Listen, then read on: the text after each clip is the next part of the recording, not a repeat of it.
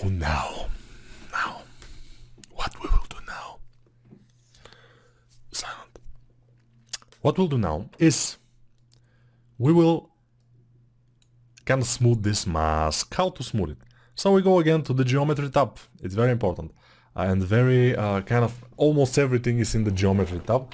Not everything though. So we go to dynamic subdiff. Dynamic subdiff will allow us to see how the model will look, how our current thing, which is the mask, not this, the mask, I'll alt click on it.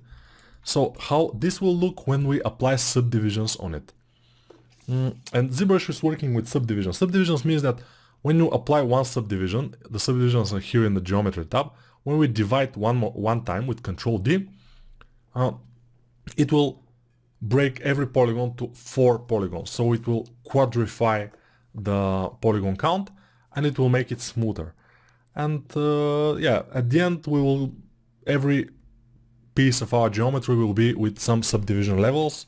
It will be divided, but for now we need to just kind of see how it will look when divided, and dynamic subdiff is for that. So we press just D on our keyboard and ZBrush will ask us, it has 0 subdivisions, do you want to auto-activate dynamic subdiff instead? I will say always yes. And now dynamic is activated. You can also activate it with this dynamic button here. And you see how it smooths the surface, which is nice, but the edges, we don't want them to be that smooth. We need them to be a little bit more sharp, a little bit more crisp. And how to do this, how to keep the edges from being that smooth. First, the subdivisions are only 2. This is smooth subdivision levels. We bump them to 4.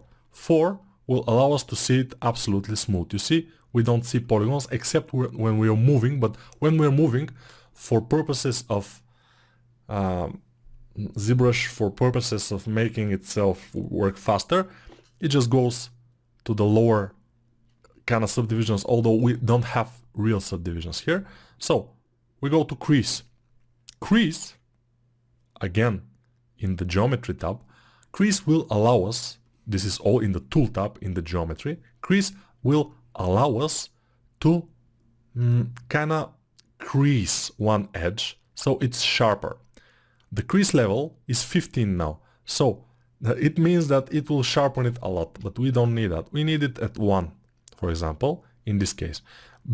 Make sure to not make any edges on, especially on this kind of a stylized character, super sharp. It's completely a beginner's mistake. We always have to have this kind of a smooth, kind of a specular on the edges. If it's super sharp, you don't have specular there, and it's not visible, and it looks odd. So we go to crease 1 crease level, and just press crease, and you see how we have our edge, but it's a little bit sharper, and the crease is going on the edges from this tolerance, crease edge tolerance. If we increase the tolerance, it will make less edges creased. And let me show you how the crease edge is look like. It's a little bit dark, but you can probably see it looks like double edge. You see those edges also are creased in here, and they look like double edges or triple. This is the creased edge. And this also is creased, just this one. Those are not. These 2 are creased. So, for example, if I don't want those 2 here in the middle to be creased, I will increase the seed tolerance to like 66, for example, uncrease all, and then crease again. And now they will not be creased, these middle ones. And when I press D to dynamically subdivide, I will have only the outer edges, which has 90 degrees angle, and lower than 90 degree, they will be creased. The other ones will not be creased. Or in our case, 66 degrees angle and lower will be creased. It's a little bit like strange, but yeah, you will get used to it. No issues. So now I'm kind of happy with this, the crease and everything, so I can apply those subdivisions, for example. But I can first move it a bit. And maybe it could be a bit thicker here, but I think it's okay. And now I can apply the subdivisions. How to do that? we can go to dynamic subdiv and apply.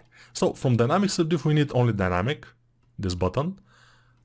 Then we need the smooth subdiv, the other one's thickness, and we don't need. And apply.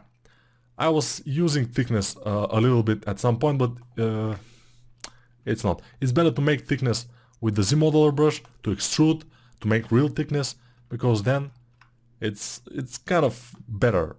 Trust me, I'm an engineer. But before we do that, we go to the back of here, and I notice that my angle is very much steep inward. You see, this is going like inward, which I don't like, because if we are making low poly, and it will be bad. I mean, trust me. So I will go here, control click on my outer subgroup or polygroup, and then with the move brush, when I'm on okay, we go here to the back of our mask with the solo mode on. So now I go to my pivot, the gizmo, and then while on the gizmo I just press Control on this polygroup, the back one, Control, and now you see the other groups are masked and only this is unmasked, which is great.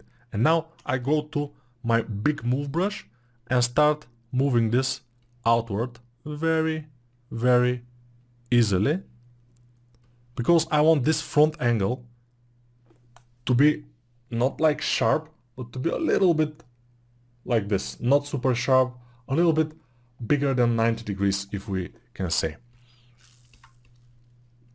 That's why I'm moving it like this and this and this, and it should be fine. Let's see. And now I think it could work. Not sure, but let's again go to our pivot or gizmo, control click to mask it, and then from here we can also move this so we can see it. Alright, we can increase, decrease the thickness if we want with a big move brush, just going around it, and you see, it's fine. Now, what I like to do, kind of clear the mask with control dragging, and be careful not to do Dynamesh in any, when you extract and zero mesh and make it low poly, you forget about the Dynamesh, you don't Dynamesh anymore. You just use extrude, and from there on you only work with the low poly version. Dynamesh will ruin everything for you. It will ruin it. So don't use it ever. So now this, and don't, by the way, be afraid if you mess up something to do it all over again from the beginning. It's not a problem at all. It will not lose your time, because this will be time well spent, because it will be a practice for you, and practice is what you need in this case. I've seen students of mine, they are doing one and the same thing. For example, like this mask, they're doing it one time. It kind of, something goes wrong. They delete it. They do it again, they extrude it again. They do the steps, but in some part of the process it kind of mess up. They delete it, they do it again. So 4 or 5 times, and it takes them like 5 hours to do this mask alone. But I told you, this is time well spent, because you will now, after this, you will know how to make this kind of object, like mask or piece of cloth or whatever. You will be able to do it with eyes closed, for example. So don't worry if you have to do the things again. So apply subdivisions will make sure we have already subdivisions here, and we can move up and down to our subdivisions, or we can use the short keys, which I use. Shift D is to go down subdivisions, and just pressing D with the mesh with subdivisions, Shift D down and just D up. And now when we are up, a little bit more down, maybe in the middle subdivision, we can do kind of, let me try with a little bit like this big, what is this, down standard brush, yes? I will just dig in here. Then I will go again with my pinch brush with Alt and drag. And then I will go up subdivisions and smooth. And you see, this is how you do it. Yeah, I didn't expect to be the result to be that good, so I'm that excited. That's why I said, hey, this is how we do it. That's why I said it. Yeah. Sorry about it. Now, the result is pretty good. And we, by the way, need also to make this kind of thing in here. So we do it on the top subdivision. So we go d to have, in this case, our top subdivision is 5. So we're on the 5, and we kind of start from here, drag and finish here, and then drag back and finish here. And then we just sharpen this. This with the down standard brush. I'm doing everything with the down standard brush, this kind of things. And now with the standard brush, I will dig a little bit more. You will see why. But yeah, and I'm smoothing. I'm always smoothing. I go here and smooth. And now, what I like to do is to introduce inside a sphere, which will be our eye. Let's do this. Let's try to do this. So append. Go to append in our subtool in the tool menu. Append sphere 3D, then select it, then go out of solo mode, and now the sphere is inside the mouth, but we select it from the subtools here, then press W to have our pivot, and from the side view, for example, we snap on the side view and just make it smaller, and then move it as we do with the eyes, and then make it smaller, and around this size probably will be the best, and put it on one of the eyes, inside the eye. And probably we should make it a bit bigger. Maybe a bit bigger even. Alright, and now put it inward, inside. So, the size of it, you will decide how big it will be. But for example, this is fine, and I will now mirror it. I'm on it. I make sure I'm on the subtool, and I mirror, and x-axis merged into one subtool, okay? And we have it mirrored now. Now, I have those two spheres. I press X to have symmetry on them, and then I leave them. I go to my mask.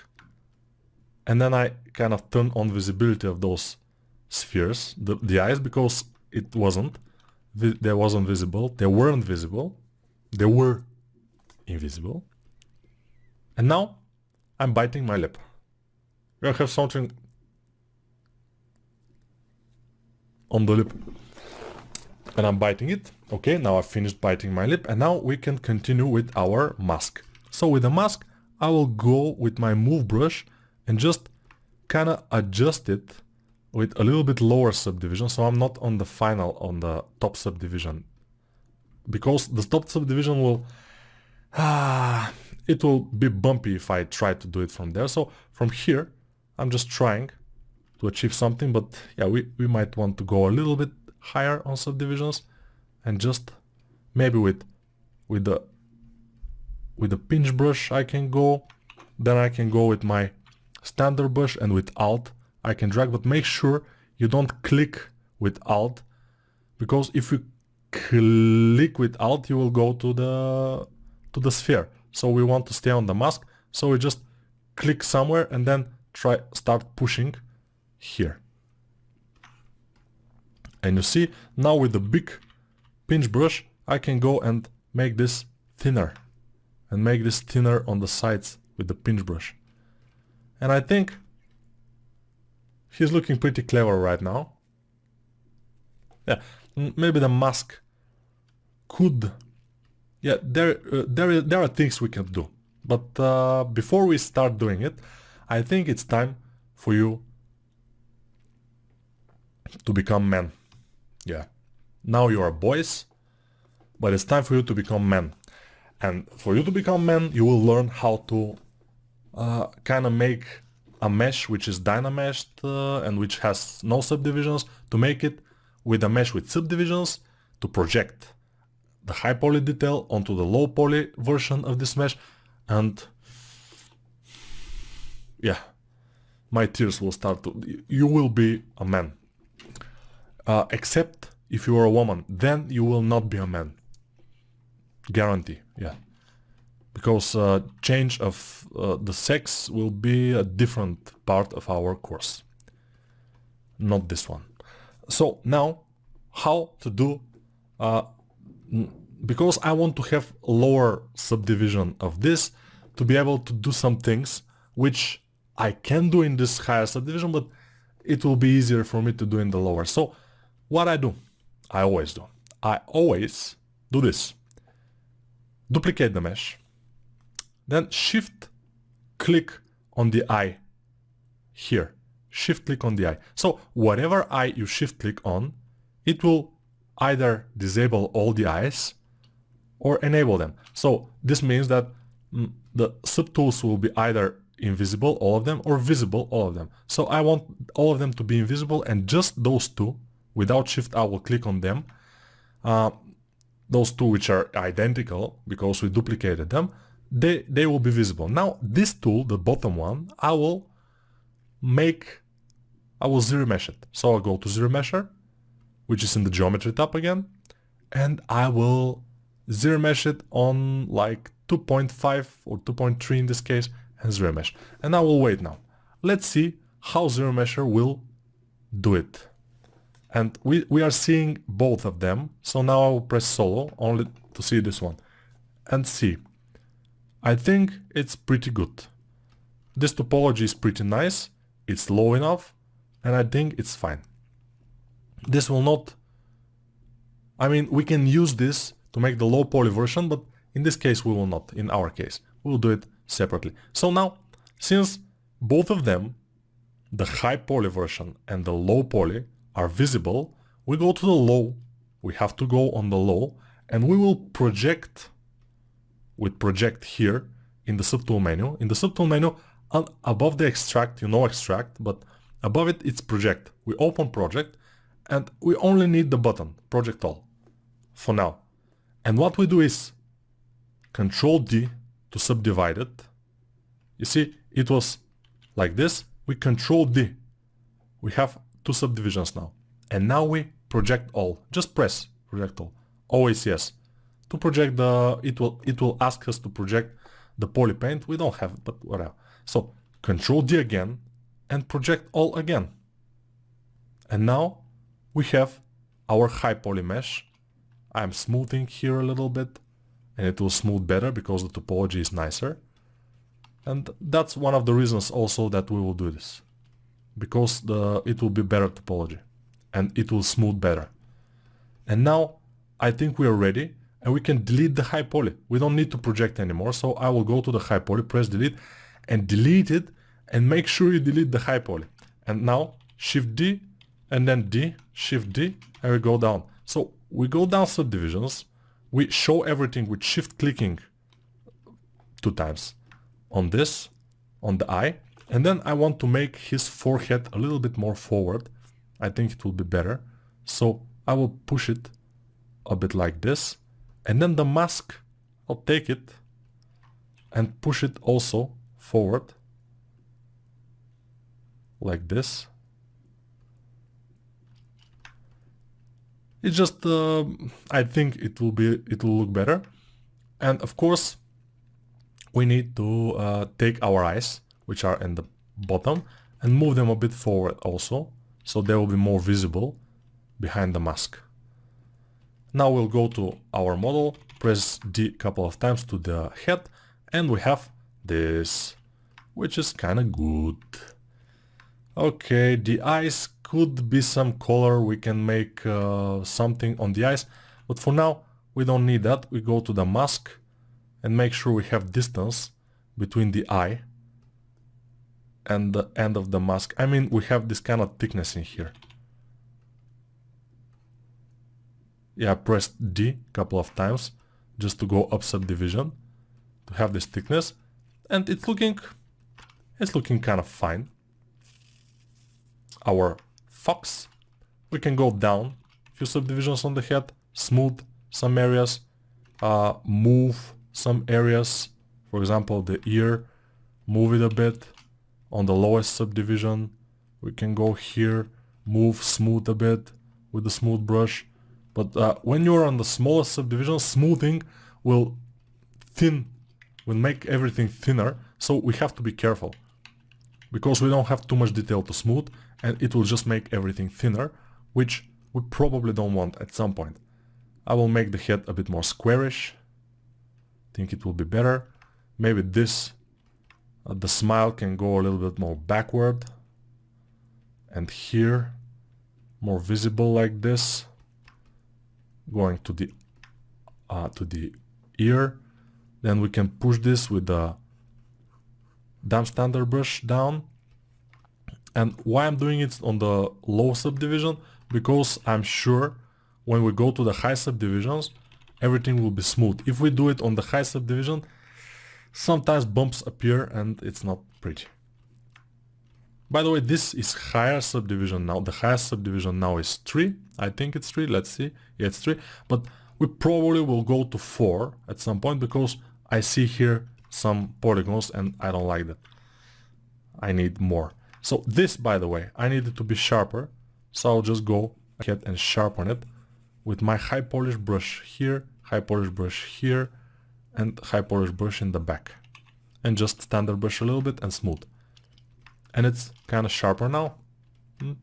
Nice. And we can go to the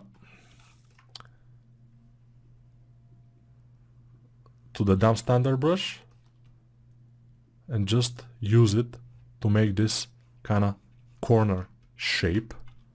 Go down subdivisions if we want to move it better. We can pinch it a bit. We can move it. I just want to make this kind of corner in here, which could be nicer. But I'm not sure, I'm just experimenting here. And I think it's time for us to start the body. Because the head, we can go back to it. But most of the time I like to have everything that it will be, and then refine the things that are not refined enough. So now we need to make the body. How to make the body? Of course, like always, append a sphere. So append sphere, select the sphere, it's down here in your stack. And if your stack is like smaller like this, you can go with your slider and go the most down with this slider. But yeah, most of the time the visible count should be around, yeah, however you have. We will have a lot more subtools than that. We'll have one for the body, we'll have one for the boots, we'll have one for the gloves, we'll have one for the tail, one for the cape. That will be it. So 1, 2, 3, 4, 5 more probably. I'm not sure if we will have even more than that. But for the body, we select the sphere, press X to have symmetry, put it down, and start modifying it. We have symmetry, and with the big move brush, we can start doing like this, pull it down, make the body, make sure from the side view, he's like with the chest forward, and this kind of curve in his body, like this. It's very important. So make this curve, it will be nice. Also, you see how his shoulders, he doesn't have neck, his shoulders are touching the head on the side. So I will just make with the big move brush and make the shoulders wide. And then, since the shoulders are pretty kind of thin, I will inflate them with my inflate brush, which is our brush number 6. And then I will move it to the back, the shoulders a bit. I'm just trying to achieve some result. We'll see if I will be able to. The width of the body is less than the smile, way less. So it's like this. Also, probably the body will be smaller. So I will move my pivot with Alt or the gizmo and just make the body smaller. Even smaller. Yeah, because he has kind of a big head and pretty small body. And now if I compare, if I put my object, my model, and kind of make it the same size, the head the same size as the concept, and you will see the body is pretty huge. We have to make it smaller, much smaller, like this. And even maybe smaller, but of course when we have hands and other things, we can adjust it. It's not that we have to adjust it now, but at least we can do some adjustment. Now I'm making some of the back muscles here, which I don't have because I don't have to, because it doesn't, it's pretty stylized character, but most of the time it will have kind of this kind of crease inside the middle of the back, most of the time. Then I will push this up, and here we'll have our body. And why am I talking like a robot is because when I'm thinking about how to do the model and everything, I have difficult time thinking about what to say.